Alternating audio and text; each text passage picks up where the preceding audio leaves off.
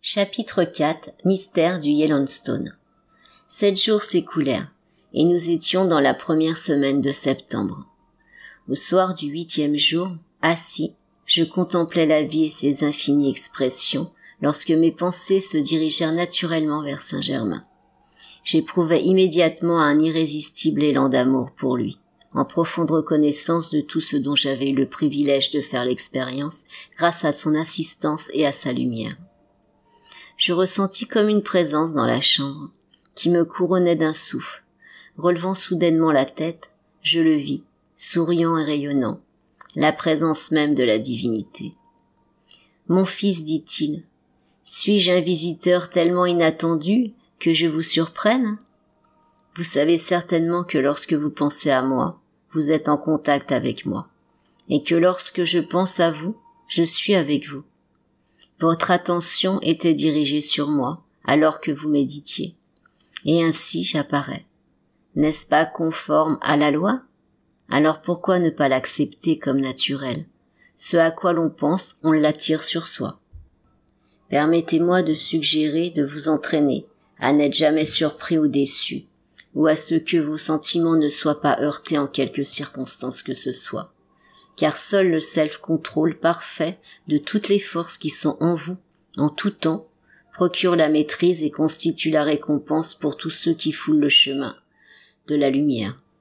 La maîtrise ne s'atteint que par la correction du soi humain. N'oubliez jamais que le droit de commander, qui est autorité, ne peut être conservé en permanence que par ceux qui ont appris d'abord à obéir. Seul celui qui a appris l'obéissance à la loi de l'un devient un être de cause, et cette cause est amour. En réalité, il devient la loi de l'un par la qualité de similitude. Veillez à ce que rien ne sorte de vous, sauf ce qui est harmonieux, et ne permettez pas à une parole destructive de passer vos lèvres, même par plaisanterie. Souvenez-vous que vous traitez avec une force d'une sorte ou d'une autre à chaque instant de l'éternité, et que vous êtes en tout temps celui qui la qualifie.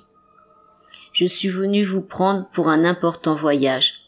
Nous serons partis pendant 36 heures. Tirez les rideaux de votre chambre, fermez les portes à clé et laissez votre corps dans votre lit. Il sera gardé jusqu'à notre retour. Vous avez fait un certain progrès intérieur. Un voyage très plaisant, intéressant et son expérience vous attendent. Je préparais mon corps à reposer sur le lit. Et, très vite, je me calmais. Un instant plus tard, je fus debout, à côté de mon corps et habillé du même vêtement doré que j'avais porté lors de ma visite au Téton Royal. Le sens de densité qu'on a des murs avait disparu et, en les traversant, j'éprouvais la sensation de marcher dans un épais brouillard. La paroi elle-même avait perdu son caractère de densité. Cette fois-ci, je fus clairement conscient de me déplacer dans l'espace. Je ne demandais pas où nous nous dirigions, mais peu de temps s'écoula avant que nous fussions au Téton Royal. À l'est se dressaient les Rocheuses géantes. Au-delà s'étendaient de vastes plaines qui, un jour, seront recouvertes d'une végétation semi-tropicale et habitées par une population vivant dans la paix et l'abondance. À l'ouest, nous pouvions voir les montagnes de la Sierra et de la Cascade et, plus loin, le Coast Ranger, dont le rivage doit changer complètement. Vers le nord, nous vîmes en contrebas le Yellowstone, dont la magnifique beauté dissimule les merveilles et mystères anciens au regard de la civilisation américaine contemporaine. Le nom de Yellowstone, expliqua Saint-Germain, a traversé les siècles depuis plus de 14 000 ans. À cette époque, la civilisation de Poséidon avait atteint un très haut niveau de réalisation, parce qu'un grand maître de lumière était à la tête du gouvernement. Ce n'est que durant les 500 dernières années que cette civilisation m'essusa de sa grande sagesse et que se produisit son déclin. À l'intérieur des frontières du Yellowstone, qui sont encore les mêmes aujourd'hui, il existait la mine d'or la plus riche que le monde ait connue. Elle appartenait au gouvernement et beaucoup de sa richesse fut utilisée à des fins d'expérimentation et de recherche dans les domaines de la chimie, de l'invention et de la science. À 60 kilomètres de là, se trouvait une mine de diamants qui produisait les plus beaux diamants jaunes que l'on ait jamais trouvés dans cette terre, avant et après cette période. Parmi les gemmes extraites de cette mine, il y en eut quelques rares d'une beauté et d'une perfection remarquables. Bien taillées, elles présentaient en leur centre une petite flamme bleue qui ressemblait à de la lumière liquide. Lorsque ces pierres étaient portées par certains individus, l'éclat de cette flamme pouvait se voir jusqu'à peu près 2,5 cm au-dessus de la pierre. Tenue pour sacrée, elle n'était utilisée que lors des plus hauts rites secrets des maîtres ascensionnés. 16 d'entre elles sont toujours confiées à la garde sacrée de la fraternité du Téton royal. Et elles seront à nouveau utilisées en temps voulu. C'est à cause de ces superbes diamants jaunes que le nom Yellowstone s'est transmis jusqu'à nous. Vous, mon fils, vous avez été le découvreur des 2 mines. Je vous montrerai les rapports qui sont la preuve matérielle de ce que je viens de vous dire. On y trouve la date de leur découverte, la somme de richesses extraites, la durée d'exploitation, la description des machines utilisées qui traitaient le minerai réfractaire en récupérant 87% de sa valeur et qui produisaient des lingots dans la mine, rendant ainsi superflue toute opération à la surface où ils étaient expédiés. On y trouve aussi la date de fermeture et de scellement des mines. Voici les duplicata des registres. Au cours de votre vie à Poséidon, vous habitiez une magnifique maison, avec une sœur qui est maintenant Lotus.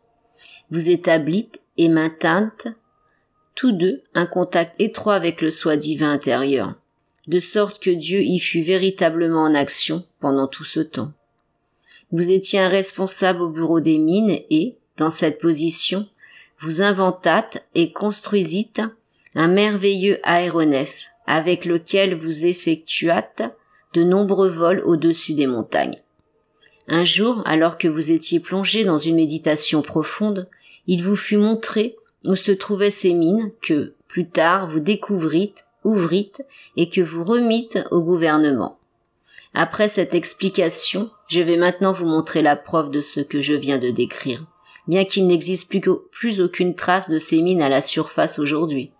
Venez, pénétrons à l'intérieur de la mine elle-même.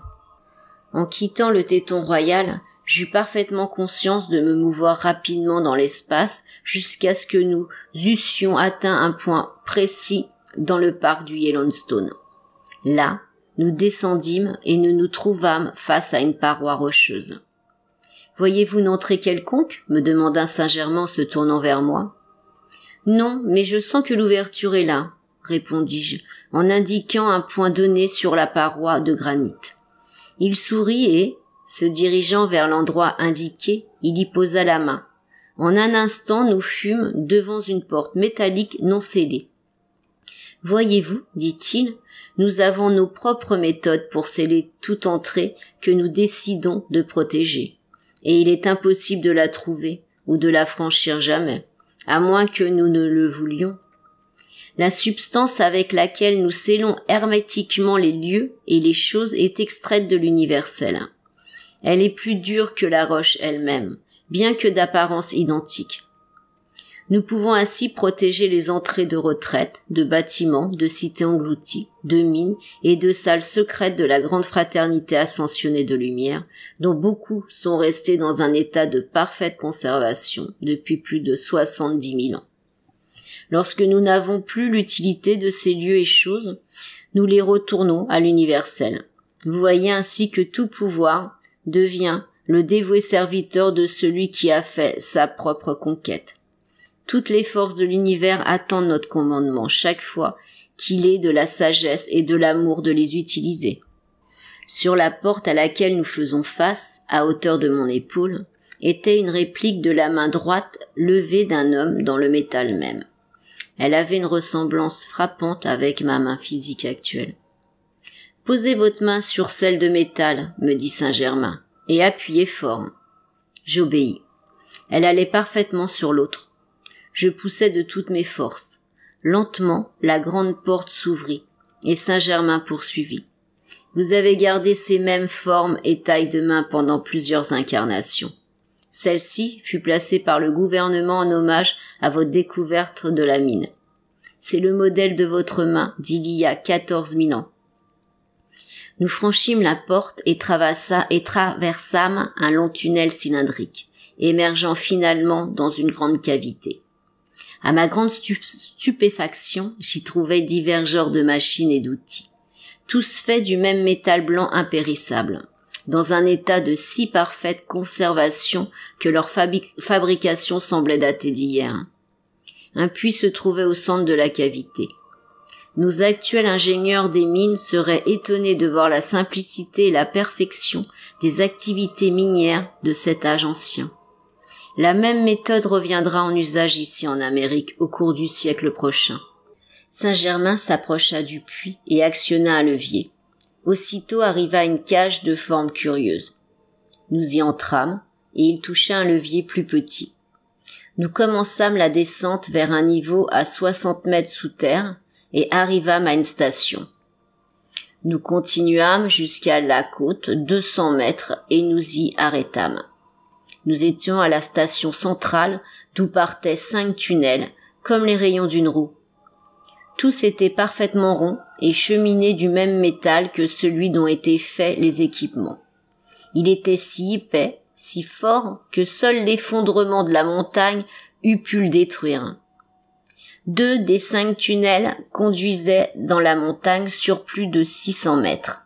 À la station centrale, un seul moteur manœuvrait toutes les voitures. Le métal blanc que vous voyez, expliqua Saint-Germain, est une découverte des plus remarquables. Il est léger, plus dur que tout ce qui est connu, impérissable, et il ne se ternit pas. Vous pouvez ne donner qu'une description fragmentaire de toutes ces merveilles, qui sont autant de preuves matérielles du niveau élevé de cette civilisation ancienne. De tels prodiges ont existé et sont aujourd'hui parmi vous, insoupçonnés, jusqu'à ce que cette révélation soit diffusée. Alors que nous arrivions à la fin du tunnel, il me montra les foreuses utilisées à cette époque lointaine. Ces foreuses, poursuivit-il, projettent un tube de flamme bleuâtre d'un diamètre de près de 2 cm et demi. Elle fonctionnait à une vitesse surprenante et consumait la roche en la traversant. Nous revîmes à la station et entrâmes dans une chambre de forme triangulaire placée entre 2 tunnels. À l'extrémité, il y avait des récipients faits du même métal blanc. Leur dimension était d'environ 30 cm sur 30 et 90 de longueur. Saint-Germain en ouvrit un pour me montrer les merveilleux diamants jaunes bruts. Leur beauté était telle que je restais sans voix. Je crois entendre mes lecteurs me dire « Voulez-vous dire qu'il existait bien physiquement ?» À cette question bien compréhensible, je réponds oui, aussi physiquement que les diamants que vous portez à vos doigts aujourd'hui. D'autres conteneurs étaient remplis de pierres taillées d'une valeur fabuleuse. Nous revîmes ensuite à l'entrée de la mine. Saint-Germain en ferma la porte et la scella comme elle l'était auparavant. Personne, n'étant pas maître ascensionné, n'aurait pu la distinguer des rochers environnants. Nous élevant du sol, nous parcourûmes en peu de temps les 60 kilomètres vers la mine d'or. Cette fois, nous fûmes tout au sommet de la montagne, près d'un rocher en forme de cône qui avait l'air parfaitement compact. Il avait près de 4,50 m de diamètre à la base et peut-être 3 mètres de hauteur. « Regardez bien, dit-il, en y appuyant la main. » Lentement, une section triangulaire s'ouvrit vers l'extérieur, découvrant une volée de marches conduisant vers le bas. Nous descendîmes cet escalier sur quelque distance et arrivâmes bientôt à une cavité située au sommet d'un puits similaire à celui de la mine de diamants. « Vous noterez l'absence de broyeur, continua-t-il. Tout est fait à l'intérieur même de la mine. Rien n'est traité à la surface. » Nous nous arrêtâmes à la côte, 120 mètres, où se trouvait une autre cavité immense. S'y trouvaient tous les équipements nécessaires au traitement du minerai. Il en expliqua le fonctionnement, extrêmement simple, si simple qu'il en paraissait incroyable. Nous descendîmes ensuite à la côte 250 mètres, où nous vîmes la même disposition qu'à la mine de diamants. Ici aussi, des tunnels s'ouvraient à partir d'un point central, tels les rayons d'une roue. Entre ces tunnels, 3 chambres de forme triangulaire avaient été construites, qui contenaient le solde extrait de la mine juste avant sa fermeture. Les mêmes conteneurs en métal blanc y étaient, comme dans les autres salles. J'ai la permission d'en décrire seulement 3. Dans le premier récipient étaient stockées des pépites provenant du lit d'une ancienne rivière, dans un placé à la côte 250 mètres, dans lequel des graviers légèrement cimentés entre eux avaient retenu l'or captif. Cela continuait jusqu'à 365 mètres de profondeur et représentait une immense valeur. Le second conteneur était rempli d'or en filaments, extrait d'un filon de quartz blanc, à la côte 120 mètres. Un autre contenait des disques d'or massifs de 3 kg 600 grammes chacun. Le lieu dans lequel ils entreposaient tout l'or, précisa-t-il, était connu sous le nom de chambre aux lingots. Des doubles des registres de cette mine ont été conservés. Les originaux étaient dans la salle des archives de la retraite du Téton Royal et les duplicata sont ici. Nous remontâmes à la surface. Une fois encore, Saint-Germain scella l'entrée, comme déjà décrit, et, se tournant vers moi, me dit « Mon fils, vous avez découvert ces mines et, assisté de vos collègues, vous les avez mises en exploitation et vous avez entraîné cette perfection. Vous avez aussi fait les rapports sur le métal impérissable que je vous montrerai au Téton Royal. » Les maîtres ascensionnés, voyant approcher le cataclysme d'il y a 12 000 ans, et sachant que les mines en souffriraient peu, les préparèrent et les scellèrent pour qu'elles soient réutilisées au cours d'un âge lointain, dans lequel nous sommes entrés maintenant. À cette période différente de vos nombreuses incarnations, le souvenir et le processus de confection de ces enregistrements ont été rappelés. Vous les introduirez de nouveau à l'âge actuel pour la bénédiction de toute l'humanité. Ceci explique l'intérêt que depuis votre enfance vous éprouvez pour les documents anciens de toute nature et pourquoi vous aurez à nouveau beaucoup à faire à un tel travail au cours de cette vie. Venez, nous allons maintenant retourner au Téton Royal. Là, dans une salle contiguë à la grande salle d'audience, sont conservés les registres dont je viens de parler. C'est un endroit où se conservent les inventions et découvertes scientifiques. Celui où nous fûmes lors de notre dernière visite n'abrite que des enregistrements relatifs aux diverses civilisations. Nous retournâmes à la retraite et nous entrâmes cette fois, comme lors de notre première visite, par le tube. En le quittant, nous franchîmes la seconde porte à droite de l'entrée. Elle donnait directement dans la salle des registres scientifiques, longue de plus de 20 mètres, large de 10 environ et haute de 5. Tous les murs, le plafond, le sol étaient garnis du même métal blanc impérissable dont étaient faits les rayonnages et les conteneurs. Saint-Germain tira l'un de ceux-ci et me tendit le rapport que j'avais fait sur la mine de diamants. À nouveau, je fus en mesure de le lire, mais cette fois-ci, il me demanda d'invoquer le soi divin intérieur et ainsi de le laisser me révéler toute la connaissance antérieure que j'avais à l'époque. Le rapport faisait l'histoire claire mais concise de la découverte et de l'exploitation. Il me tendit sur un autre fuseau, sur lequel était toute l'histoire de la mine d'or. Maintenant que vous avez vu la preuve physique de ce que je vous ai exposé, dit-il, je veux que vous sachiez que jamais je ne vous dirai quoi que ce soit que je ne peux prouver. Là, il se tourna vers moi et me fixa d'un regard perçant qui me traversa clairement le corps et l'esprit. Mon fils, continua-t-il, vous avez bien agi au cours de ces récentes expériences, et vous êtes resté calme et pondéré. Beaucoup dépend de votre prochain pas. Focalisez toute votre attention sur le soi divin qui contrôle tout en vous et n'oubliez pas de l'y maintenir. À la lumière de ce qui se produisit ensuite, il fut bon qu'il m'eût fortifié de son admonition. Sur cette mise en garde, il me conduisit à travers le grand amphithéâtre en direction de la grande porte de bronze sur le mur ouest. Sous la poussée de sa main, le panneau se déplaça lentement vers le haut pour nous laisser le passage et referma derrière nous. Je m'arrêtais, figé de stupeur. Je voyais ce que l'œil humain n'a que rarement été autorisé à regarder, si tant est qu'il l'ait été jamais. La scène me figea, tant sa beauté et ses merveilles me fascinaient.